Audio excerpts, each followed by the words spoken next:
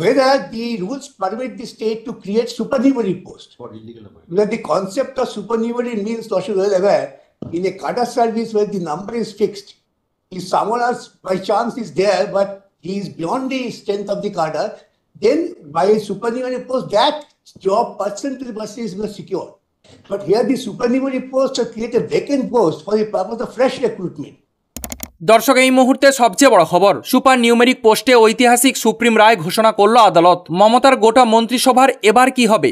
উত্তাল পুরো রাজ্য। হ্যাঁ দর্শক, এই মুহূর্তে সবচেয়ে বড় খবর এবং পরবর্তী গুরুত্বপূর্ণ খবরগুলো সবার প্রথম পাওয়ার জন্য অবশ্যই চ্যানেলটিকে সাবস্ক্রাইব করে রাখুন এবং যুক্ত থাকুন আমাদের সাথে। 2022 সালের মে মাসে এসএসসিতে নিয়োগের জন্য 6000-এর কাছাকাছি অতিরিক্ত শূন্যপদ তৈরি করেছিল শিক্ষা দপ্তর। এই মর্মে বিজ্ঞপ্তিও দেওয়া হয়। রাজ্য মন্ত্রিসভাতেও ওই সিদ্ধান্তে অনুমোদন দেওয়া হয়। তবে কলকাতা হাইকোর্ট জানিয়েছিল অতিরিক্ত শূন্যপদ গঠনের এই সিদ্ধান্ত সঠিক ছিল না। সিবিআই প্রয়োজনে মন্ত্রিসভার সদস্যদের হেফাজতে নিয়ে জিজ্ঞাসাবাদ করতে পারবে বলেও জানিয়েছিল কলকাতা হাইকোর্ট। কলকাতা হাইকোর্টের এই নির্দেশের ওপর সুপ্রিম কোর্ট স্থগিতাদেশ দিয়েছিল। 2022 সালেই এসএসসি নিয়োগ দুর্নীতি মামলায় কলকাতা হাইকোর্টের তৎকালীন বিচারপতি অভিজিৎ গঙ্গোপাধ্যায় সিবিআই তদন্তের প্রেক্ষিতে কিছু অযোগ্য চাকরি বাতিলের নির্দেশ দেন। ওই সময়ে প্রায় 6000-এর কাছাকাছি সুপার নিউমেরিক পদ তৈরির সিদ্ধান্ত নেয় শিক্ষা দপ্তর। 5ই মে রাজ্য মন্ত্রিসভার বৈঠকেও ওই সিদ্ধান্তে অনুমোদন দেওয়া হয়। অভিযোগ ওঠে যে বেআইনিভাবে নিযুক্তদের বাঁচানোর জন্যই সুপার নিউমেরিক পদ অর্থাৎ অতিরিক্ত পদ তৈরি করা হয়েছিল। অযোগ্য প্রার্থীদের সুযোগ করে দিতেই সুপার নিউমেরিক পোস্ট তৈরি করেছিল রাজ্য সরকার।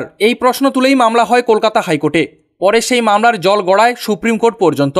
এই মামলায় রাজ্যের মন্ত্রিসভার বিরুদ্ধে সিবিআই তদন্তের নির্দেশ দিয়েছিল কলকাতা হাইকোর্ট। পরে সেই নির্দেশে স্থগিতাদেশ দেয় সুপ্রিম কোর্ট। আর আজকে সেই মামলারই শুনানি চলছে সুপ্রিম কোর্টের প্রধান বিচারপতি সঞ্জীব খান্নার ডিভিশন বেঞ্চে। মন্ত্রিসভার সদস্যদের হেফাজতে নিতে তদন্তের নির্দেশ দিয়েছিল কলকাতা হাইকোর্টের ডিভিশন বেঞ্চ। সেই নির্দেশ খারিজ করে দিল সুপ্রিম কোর্টের প্রধান বিচারপতির নেতৃত্বাধীন বেঞ্চ। সওয়াল জবাব শোনার পর অতিরিক্ত শূন্যপদ সৃষ্টি করার জন্য কলকাতা হাইকোর্টের ডিভিশন বেঞ্চের নির্দেশ খারিজ করে দিল সুপ্রিম কোর্ট। প্রধান বিচারপতি সঞ্জীব খান্না বলেন, মন্ত্রিসভার সিদ্ধান্তের বিরুদ্ধে কেন্দ্রীয় তদন্তকারী সংস্থার তদন্ত হলে ফেডারেল স্ট্রাকচার অর্থাৎ যুক্তরাষ্ট্রীয় কাঠামো বিঘ্নিত হতে পারে। আইনজীবী জানিয়েছেন, স্কুল সার্ভিস কমিশন হলফনামা দিয়ে জানিয়েছে যে অবৈধদের জন্যই এই পদ তৈরি করা হয়েছিল। অবৈধভাবে নিযুক্ত শিক্ষকদের নিরাপত্তা দিতেই এই অতিরিক্ত শূন্যপদ তৈরি করা হয়, এমনটাই বলেন আইনজীবী বিকাশ রঞ্জন ভট্টাচার্য।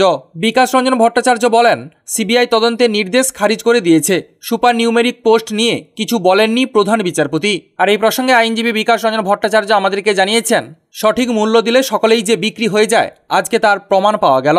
বিচারপতির এমন রায় কোনোভাবেই মেনে নিতে পারছেন না আইনজীবী বিকাশ রঞ্জন ভট্টাচার্য। তো দর্শক, আপনারা আইনজীবী বিকাশ রঞ্জন ভট্টাচার্যের এমন মন্তব্যকে কতটা সমর্থন করছেন? সত্যি কি সঠিক মূল্য পেলে সকলেই বিক্রি হয়ে যায়? এই ব্যাপারে আপনাদের কি মতামত রয়েছে অবশ্যই কমেন্ট সেকশনে কমেন্ট বক্সে জানাবেন। আপাতত এতটাই। পরবর্তী গুরুত্বপূর্ণ খবরগুলো সবার প্রথম পাওয়ার জন্য অবশ্যই চ্যানেলটিকে সাবস্ক্রাইব করে রাখুন এবং যুক্ত থাকুন আমাদের সাথে।